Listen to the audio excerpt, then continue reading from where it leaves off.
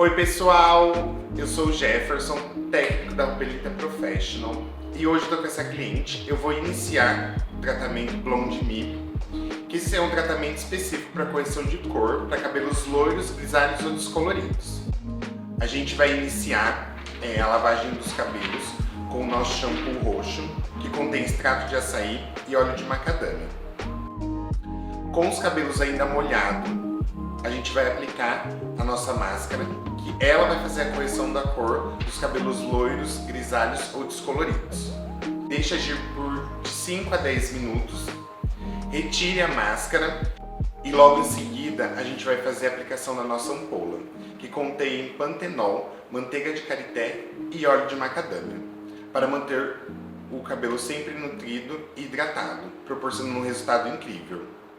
Utilizamos a ampola para potencializar o efeito de nutrição e hidratação para um brilho intenso do cabelo. Logo após a retirada do produto da nossa linha Blonde Me, que corrige o tom do cabelo, eu utilizei o protetor térmico Extreme Care, que é a nossa máscara reconstrutora. Porém, como o cabelo loiro é um pouco mais delicado, eu quis uma proteção maior e eu então utilizei a linha Extreme Care.